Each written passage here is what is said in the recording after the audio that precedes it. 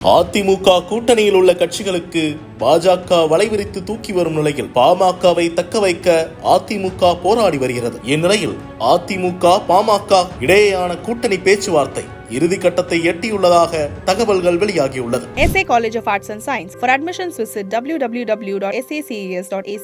திமுக தங்களுடைய கூட்டணி கட்சிகளை கடந்த தேர்தலில் இருந்தது போன்றே அப்படியே மெயின்டைன் செய்து வரும் நிலையில் அதிமுக பாஜக கூட்டணியில் ஏற்பட்ட பிளவு அதிமுக கூட்டணியில் இருந்த கட்சிகளுக்கு எந்த பக்கம் செல்லலாம் என்ற குழப்பத்தை ஏற்படுத்தியுள்ளது. அடுத்ததாக மோடிதான் பிரதமராக உள்ளார் என்ற கருத்து கணிப்பு முடிவுகள் வெளிவரும் நிலையில் GK Vasan, John Pandian, AC Shanmugam உள்ளிட்ட சிலரை அடுத்த 5 ஆண்டுகளும் நாங்கள் தான் என்று சொல்லி தங்கள் கூட்டணிக்கு தூக்கிவிட்டது தமிழக பாஜக. ஆனால் இதையெல்லாம் கண்டு அசராத எடப்பாடி பழனிசாமி அங்கீகரிக்கப்படாத கட்சிகள் இருந்தால் என்ன போனால் என்ன, பாமகவையும் தேமுதிகவையும் இங்கே இழுத்து விட்டால் போதும், மெகா கூட்டணி ரெடியாகிவிடும் என்று உறுதியாக நம்புகிறாராம். அதற்கான காய் நகர்த்தல்களும் அதிமுக தரப்பிலிருந்து மேற்கொள்ளப்பட்டு வருகிறது. இந்நிலையில் தொடக்கத்திலிருந்தே அதிமுக கூட்டணியில் தான் பாமக இருக்கும் என்ற செய்திகள் வந்தாலும் தற்போது வரை அது உறுதி செய்யப்படாமல் குழப்பிக் கொண்டே இருப்பதற்கு 2 காரணங்கள் சொல்லப்படுகிறது. ஒன்று, அதிமுக கூட்டணியில் தொடர வேண்டும் என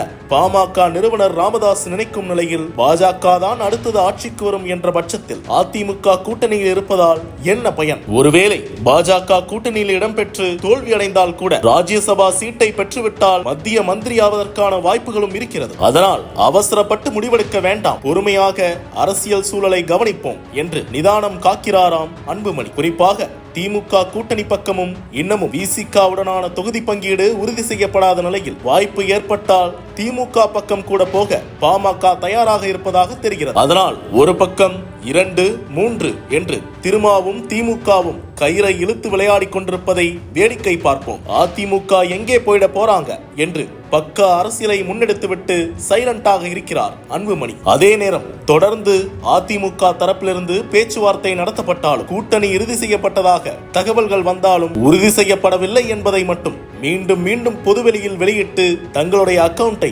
ஓபன் செய்தே வைத்துள்ளது பாமக. அதன் பின்னணியில் தான் ஒருவேளை பாமக சொதப்பிவிட்டால் என்ன செய்வது என்ற தயக்கத்தில் திருமாவிற்கு தூதுவிட்டுள்ளார் அதிமுக முன்னாள் அமைச்சர் ஜெயக்குமார். ஆனால் தேர்தல் தேதி அறிவிக்கும் வரை காத்திருக்க முடியாது, சட்டு புட்டுன்னு பேசி முடிச்சிட்டு தேர்தல் வேலைகளை ஆரம்பிப்போம் என்ற முனைப்பில் இருக்கிறாராம் எடப்பாடி. அதனால் அதிமுக பாமக இடையே பேச்சுவார்த்தை தொடர்ந்து நடைபெற்றுக் கொண்டேதான் இருக்கிறது. முதலில் 10 தொகுதிகளில் கணக்கை தொடங்கிய பாமகவை இறுதியாக 7 தொகுதிகளில் கொண்டு வந்து நிறுத்தியுள்ளது அதிமுக. ஆனால் 8 தொகுதிகள் வேண்டும் என்று பாமக விடாப்பிடியாக பிரேக் போட்டு வருகிறது. சரி, கொஞ்சம் இழுத்து பார்ப்போம், இல்லை என்றால் 8 தொகுதிகள் கூட ஓகே தான் என்ற மனநிலைக்கு அதிமுக வந்துவிட்டதாக சொல்லப்படுகிறது. ஆனால் தற்போது அந்த 8இல் சேலம், கள்ளக்குறிச்சி போன்ற சில தொகுதிகளை பாமக டிமாண்ட் செய்வதாக சொல்லப்படுகிறது. இதனால் தலைவலியில் உள்ளதாம் அதிமுக. அது மட்டுமின்றி ஒரு ராஜ்யசபா சீட்டும் அதிமுகவிடம் கேட்கப்படுவதாக சொல்லப்படுகிறது. ஆனால் என்ன நடந்தாலும்